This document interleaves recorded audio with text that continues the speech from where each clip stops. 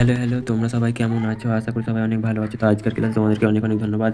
তো আজকে আমাদের সায়েন্স একাডেমির তরফ থেকে তোমাদেরকে একটা ক্লাস দেওয়া হবে যে প্রাণীদের সারা প্রদান ও সমন্বয় স্নায়ুতন্ত্র। আজ আমরা বেশি বকবো না, ডাইরেক্ট ক্লাসে চলে যাবো। আমরা বুঝবো স্নায়ুতন্ত্র ও সমন্বয় অধ্যায় সহজ ভাষায় ধারণা। এবার চলে আসছি আমরা গুরুত্বপূর্ণ ধারণা। উদ্দীপক স্টিমুলাস ও সারা রেসপন্স আমাদের চারপাশে ঘটে যাওয়া যে কোনো পরিবর্তন যা দেহে অনুভব করে তাকে বলা হয় উদ্দীপক, আর তার বিরুদ্ধে দেহের প্রতিক্রিয়াকে বলে সাহারা। ও এই তিনটি ধাপ প্রতিটি সাহারা প্রদানে ঘটে এই আজকের মূল বিষয়। তারপর হচ্ছে আমাদের উদ্দীপক উদ্দীপক গ উদ্দীপক হচ্ছে গরম বস্তু স্পর্শ। তারপরে হচ্ছে শুষুম্নীয় স্নায়ুতন্ত্রের বার্তা পাঠায়। তারপরে সারা আমাদের হাত সরিয়ে নেওয়া। গরম বস্তু হাত দিলে আমরা যেমনি আমরা হাত তুলে নিই সেরকম।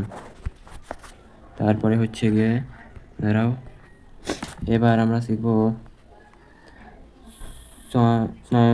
সমন্বয়ের পদ্ধতি। সমন্বয়ের দুটি প্রধান পদ্ধতি সমন্বয়ের দুটি প্রধান পদ্ধতি সমন্বয়ের দুটি প্রধান পদ্ধতি স্নায়বিক সমন্বয় ও রাসায়নিক হরমোন সমন্বয়। এটা স্নায়বিক সমন্বয় মাধ্যম স্নায়ুতন্ত্রের নিউরন ও গ্রন্থে থেকে ক্ষরিত হরমোন ও গতি। এটা স্নায়ুতন্ত্র খুবই দ্রুত হয় ও এটা ধীর গতিতে হরমোন। ও এটা কিছুক্ষণের জন্য, অল্প সময়ের জন্য হয় ও হরমোন দীর্ঘ সময়ের জন্য। এটাই মনে রাখলে হবে। এরপরে আমাদের মূল একক হচ্ছে স্নায়ুতন্ত্রের একক। গঠনগত ও কার্যগত একক হচ্ছে নিউরন। স্নায়ুতন্ত্রের সবচেয়ে ছোট একক হলো নিউরন। এরা একে অপরের সাথে যুক্ত হয়ে থাকে, বার্তা আদান প্রদান করে যুক্ত হয়ে। তা আমাদের হচ্ছে অক্সিন ডেনড্রন কার্যগত অক্সিন প্রদান। তারপর হচ্ছে আমাদের প্রতিটি নিউরন উদ্দীপনা গ্রহণ করে। তুমি নোট করতে পারো, প্রতিটি নিউরন উদ্দীপনা গ্রহণ করে ও বার্তাকে তড়িৎ সংক্রমণের হিসেবে পরিবহন করে ও পরবর্তী নিউরন বা কোষদেহে বার্তা পৌঁছে দেয়।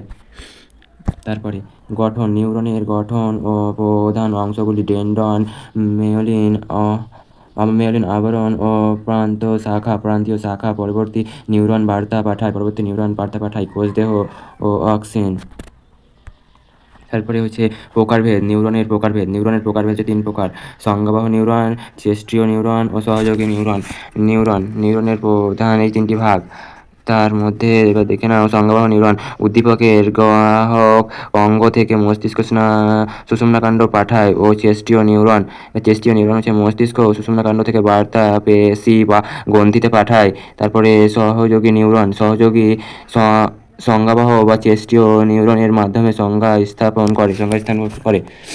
তারপরে হচ্ছে আমাদের বার্তা সঞ্চালন হচ্ছে সিম্পাঞ্জ দুটি নিউরন সংযোগ স্থাপন দুটি নিউরনের সংযোগ স্থাপনকে বলা হয় সিম্পাঞ্জ। এখানে সরাসরি স্পর্শক থাকে না, সামান্য ফাঁকা থাকে যার মাধ্যমে দিয়ে রাসায়নিক পদার্থ বার্তা বহন করে। কিছুটা ফাঁক থাকে, তার মধ্যে রাসায়নিক পদার্থ বার্তা প্রদান করে।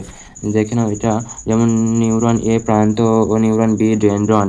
এখানে মাঝখানে কিছুটা ডিস্টেন্স থাকে, সেটা হচ্ছে সেই বার্তা বহন করার ফাঁকা রাস্তা। এটা সিম্পাঞ্জিক ফাঁক, এটা যেটা দেখতে পাচ্ছ।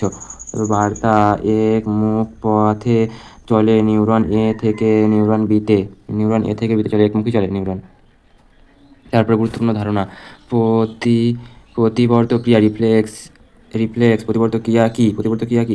হঠাৎ কোনো উদ্দীপনার বিরুদ্ধে মস্তিষ্কে সরাসরি চিন্তা ছাড়াই যে দ্রুত বা সক্রিয় ছাড়া দেহে দেওয়া যায় তাকে বলে প্রতিবর্ত ক্রিয়া। এই কাজ নিয়ন্ত্রণ করে সুষুম্নীয় কাণ্ড। যেমনি আমরা গরম জলে হাত দিলে আমরা সঙ্গে সঙ্গে হাত তুলে নিই, সেটাই।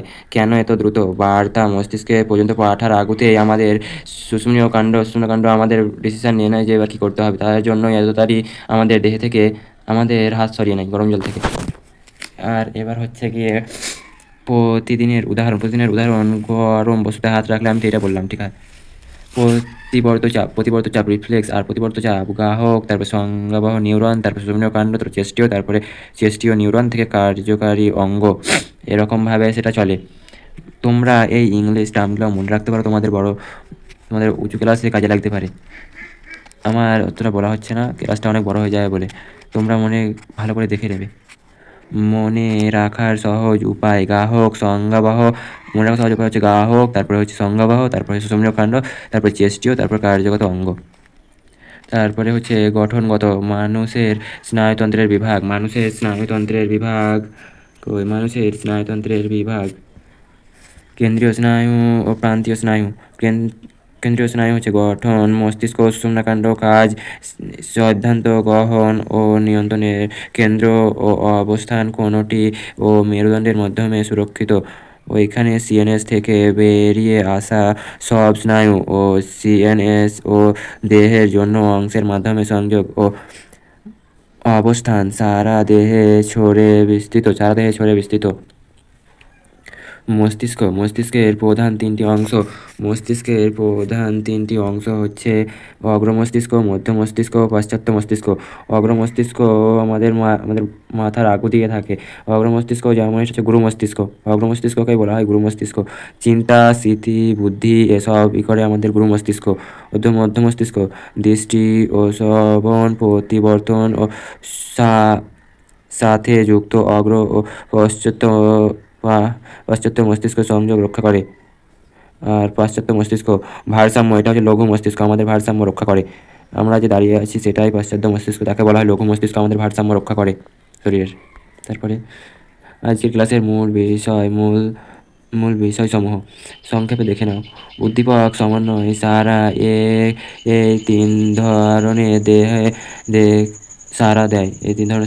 উদ্দীপক সমন্বয় সাড়া। তারপরে হচ্ছে নিউরন হলো স্নায়ুতন্ত্রের গঠনগত ও কার্যগত একক। এটা কুইক রিভিশনের মধ্যে একবার দেখে নিতে পারো। সিম্পাঞ্জ মাধ্যমে এক নিউরন থেকে অন্য নিউরনে বার্তা যায় ও প্রতিবর্ত ক্রিয়া দ্রুত ও অচ্ছক সুষুম্নাকাণ্ড দ্বারা নিয়ন্ত্রণ ও স্নায়ুতন্ত্রের বিভক্ত কেন্দ্রীয় সিএনএস ও প্রান্তীয় পিএনএস। মস্তিষ্কের তিনটি অংশ অগ্রমস্তিষ্ক, মধ্য মস্তিষ্ক, পাশ্চাত্য মস্তিষ্ক বিভিন্ন বিভিন্ন কাজ করে। এইসব মস্তিষ্ক বিভিন্ন বিভিন্ন কাজ করে। তারপরে আছে আমাদের অগ্রমস্তিষ্ক ও প্রান্তীয় মধ্য মস্তিষ্ক। আমাদের অগ্রমস্তিষ্ক তোমাদেরকে আরেকবার দেখে দেই যে থামো।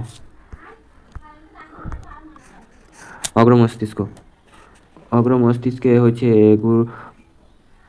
গুরু মস্তিষ্ক বা সেরিব্রাম, থ্যালাসেমিয়া ও হাইপোথ্যালাসেমিয়া। এটা হচ্ছে চিন্তা, বুদ্ধি, স্মৃতি, এটা তো বললাম। তারপরে থ্যালাসেমিয়া হচ্ছে কেন্দ্রীয় কেন্দ্র। তারপরে হচ্ছে হাইপোথ্যালাসেমিয়া দেহের তাপমাত্রা নিয়ন্ত্রণ করে।